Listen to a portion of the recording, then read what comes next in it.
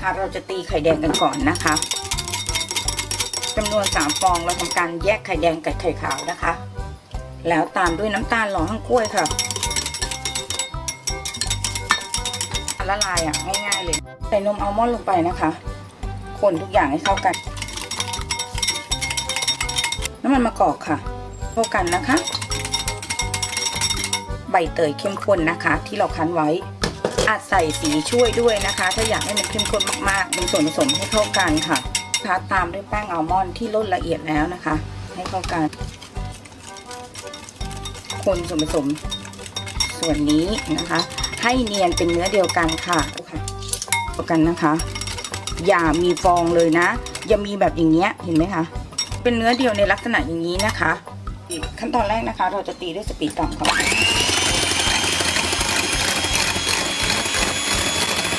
ขึ้นฟองประมาณนี้เราหยุดนะคะแล้วใช้นะคะมะนาวลงไปนิดนึงหรือครีมออฟทาท่านะคะ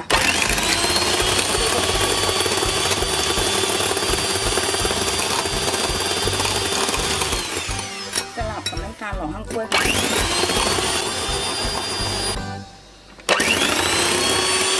ผสมของไข่ขาวแล้วก็ไข่แดงมาผสมกันนะคะ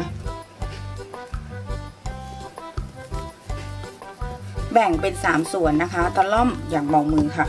อย่างเบามือค่ะค่อยๆทยอยนะคะใส่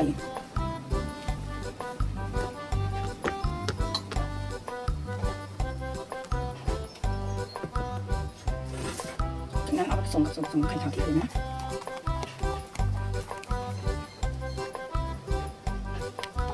ตะล่อมอย่างเบามือค่ะ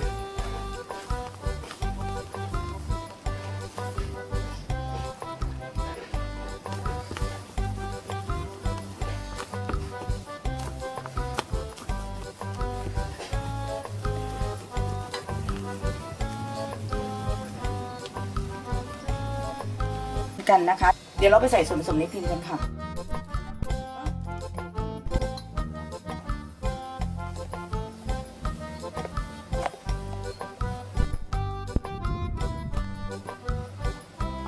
เคาะค่ะโดยเราจะเทน้ำอุ่นลงไปนะคะเพื่อที่จะไปลองอบนะคะอบลองน้ำกันค่ะเราเคาะกันนะคะความนิ่มกันนะคะก้อนนิ่มเลยนะคะเป็นเค้กไข่คีโตแบบทำง่ายๆกันเลยนะคะเราก็มาเตรียมในส่วนของผงวุ้นกันก่อนนะกับวุ้นไม่คายน้ำนะคะเวลาเรามาทำหน้านิ่มกันนะคะแล้วพักทิ้งไว้นะคะประมาณ10 นาทีค่ะขั้นตอนแรกเราก็จะใส่น้ำนะคะลงไปก่อนค่ะตามด้วยนะคะนมอัลมอนด์ค่ะตามด้วยน้ำคั้นใบเตยเข้มข้นนะคะและผงวุ้นค่ะซึ่งทีนี้นะคะผงวุ้นนะคะเราจะเอาไปตั้งไฟกันเลยเราก็จะเตรียมน้ำค่ะกับนะคะในส่วนของเทียนท่านกำนะคะคนไว้นะคะมันจะข้นนิดนึงนะเห็นไหมนะคะถ้าใครไม่มีเซนท่านกำสามารถใช้แป้งข้าวโพดได้นะคะค่ะ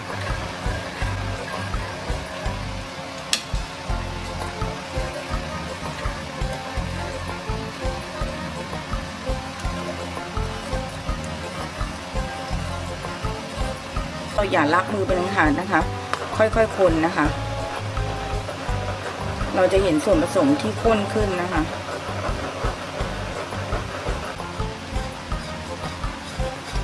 ให้ใช้ไฟต่ำในการคนช่วงนี้นะคะไม่มีเซนท่านกำใช้แป้งข้าวโพดหรือแป้งกวนไส้ได้นะคะตอนที่มันร้อนนะคะมันจะนิ่มมากๆนะคะสำหรับมื้อใหม่อยากทำให้วันเกิดนะคะสำหรับคนที่นะคะทานคีโตนะคะเราก็จะใช้วิปปิ้งครีมแต่งหน้านิดหน่อยนะคะ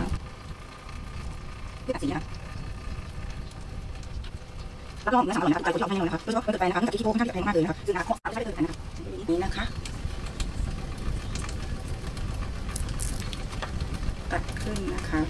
อันนี้นะคะเหมาะสำหรับคนที่แบบทำไม่เป็นทำเค้กไม่เป็นอะไรอย่างเงี้ยนะคะถ้าเกิดแต่งหน้าได้สวยกว่านี้ก็ได้อาจจะใส่ชื่ออะไรอย่างเงี้ยนะคะ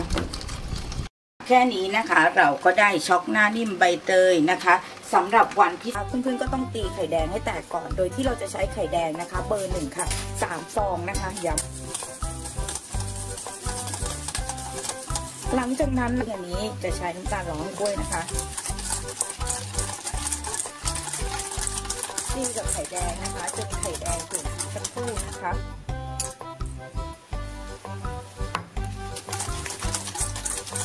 เทเข้ากันค่ะทยอยใส่นะคะแป้งอัลมอนด์ลงไปค่ะไม่ต้องกลัวนะคะถ้ามันหนืดนะคะเดี๋ยวเราก็จะเพิ่มในส่วนของน้ำมะพร้าวใส่แล้วก็คนให้เข้ากันนะคะมันจะเห็นความหนืดตรงนี้นิดหนึ่งนะคะปูนนะคะเศษ1/4 ช้อนชาค่ะทุกอย่างให้เข้ากันนะคะหลังจากนั้นค่ะคนค่ะ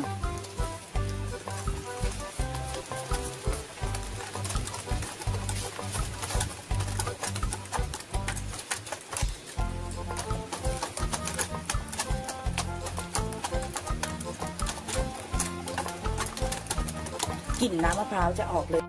ค่ะแล้วก็ใส่น้ำมันลงไปนะคะเราจะใช้น้ำมันมะกอกนะคะเราจะมาเตรียมในส่วนของไข่ขาวนะคะขั้นตอนแรกเราจะตีไข่ขาวด้วยสปีดกลางก่อนค่ะกดน้ำมะนาวไป 1-2 หยดนะคะเพราะคีโตส่วนมากเขาจะไม่ทานมะนาวกันแต่ว่านะคะเรานะคะใช้ในปริมาณที่ไม่เยอะนะคะก็ใช้ได้นะคะเราก็จะใส่นะคะเราจะตีด้วยสปีดกลางอีกนะคะประมาณ1 นาทีค่ะใส่นะคะสั่งทานความหวานนะคะหรือน้ำตาลหล่อให้กล้วยค่ะตีด้วยสปีดสูงเลยค่ะ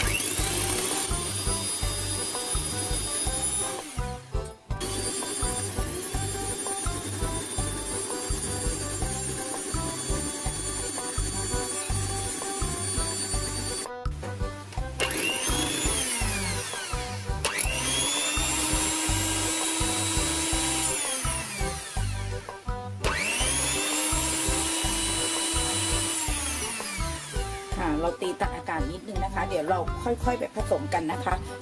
ค่ะเราเริ่มคนส่วนผสมกันนะคะโดยที่เราจะตักไข่ขาวนะคะ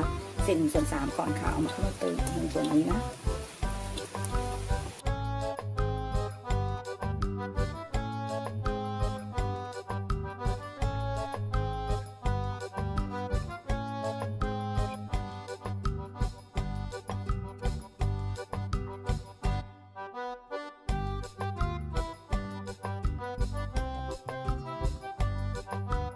ค่ะหลังจากนั้นนะคะเราจะใช้กระดาษรองนิดนึงนะคะเดี๋ยวเราเทกันค่ะ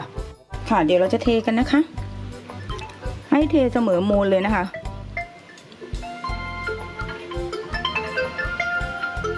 กระแทกนะคะ1-2 ครั้งค่ะค่ะเราก็จะอบแบบรองน้ำกันนะคะดูรองไอน้ำกันนะคะตูดมันจะไม่แฉะนะวิธีนี้นะคะดูนะคะเราจะใส่น้ำ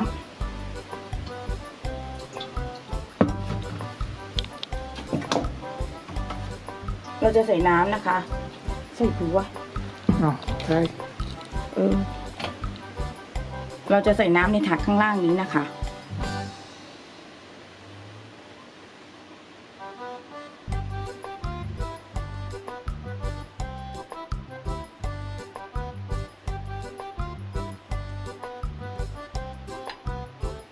ค่ะแล้วเอาเค้กไปไว้ด้านบนนะคะโดยการเรียงขึ้นไปค่ะ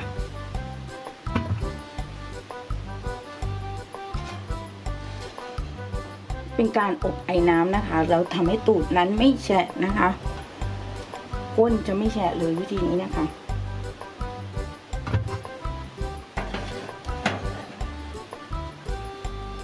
ค่ะเดี๋ยวเราจะเช็คกันนะคะเห็นไหมคะเดี๋ยวเรานะคะเราจะคว่ำกันนะขั้นตอนแรกนะคะเราจะใส่น้ำมะพร้าวลงไปก่อนค่ะปาดตามด้วยกะทินะคะเราใช้กะทิกล่องนะคะแทนความหวานนะคะ14 กรัมเส้นขั้นกรัมนะคะใส่ลงไปค่ะตามด้วยเกลือนะคะ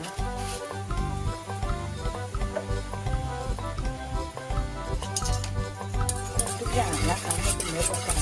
เราจะตั้งไฟนะคะแล้วก็ใช้ไฟต่ำสุดนะคะในการทำนะคะจะเห็นว่าเป็นขั้นต่ำนะคะทำให้ซอสมะพร้าวนะคะเริ่มนั่นแล้วนะ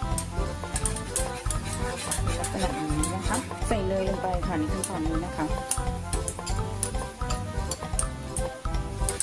คน เนยนะคะคนด้วยความรวดเร็วนะคะ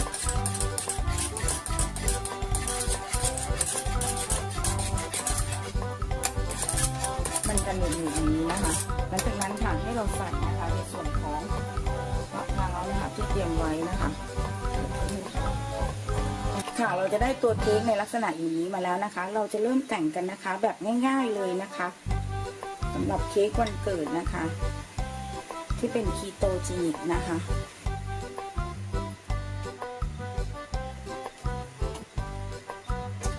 เราจะเริ่มติดกระทะเลยค่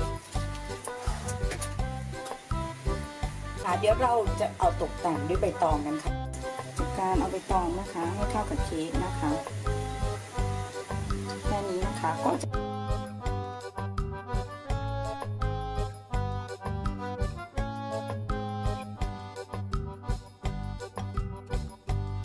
ก็จะเริ่มแต่งหน้ากันเลยนะคะ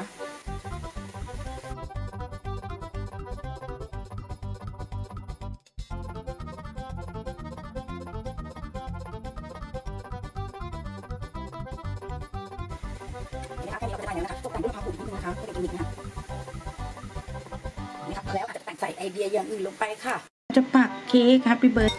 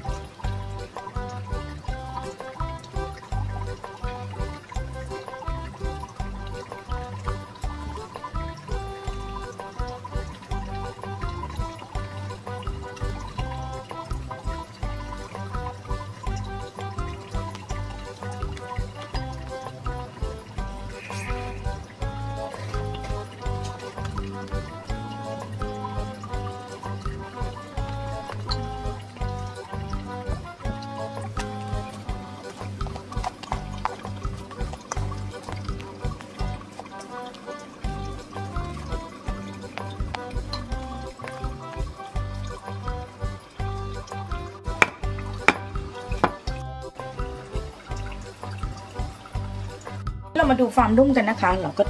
ปึ๊บเลยนะคะเห็นไหมคะแค่นี้นะคะเราก็จะได้เค้กแล้วนะคะ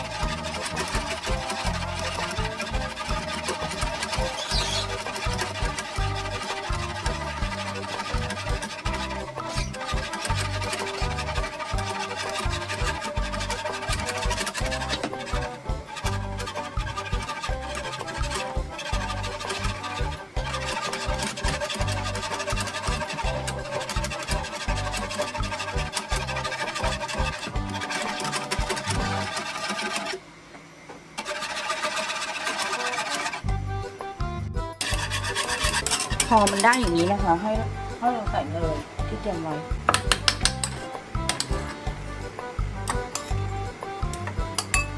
และคนนะคะให้เร็วที่สุดเพื่อเอาช็อกโกแลตแบ่งครึ่งนะคะ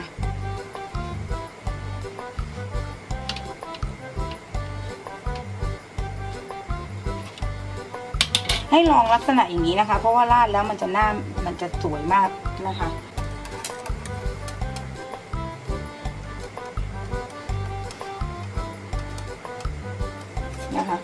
ราดเราใช้พายนะคะเกี่ยใช้พายเกี่ยนิดนึงนะคะแล้วเอาอีกด้านหนึ่งนะคะ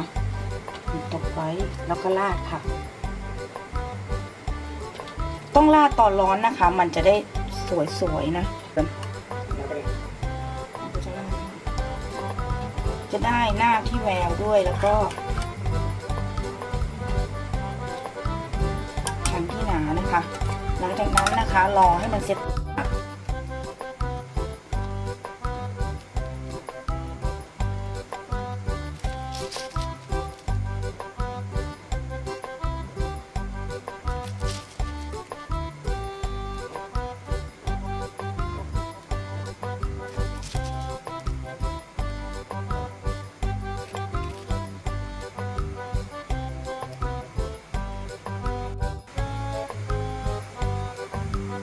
เป็นไงมั่งคะทั้ง2สูตรทำไม่ยากเลยนะคะลองไปทำกันดูค่ะสำหรับคลิปนี้ทีมงานรักสุขภาพก็ขอลาไปก่อนค่ะถ้าชอบคลิปนี้กดไลค์กันเลยจ้าและที่สำคัญอย่าลืมกดแชร์ค่ะเพื่อบอกต่อคลิปดีๆเจอกันใหม่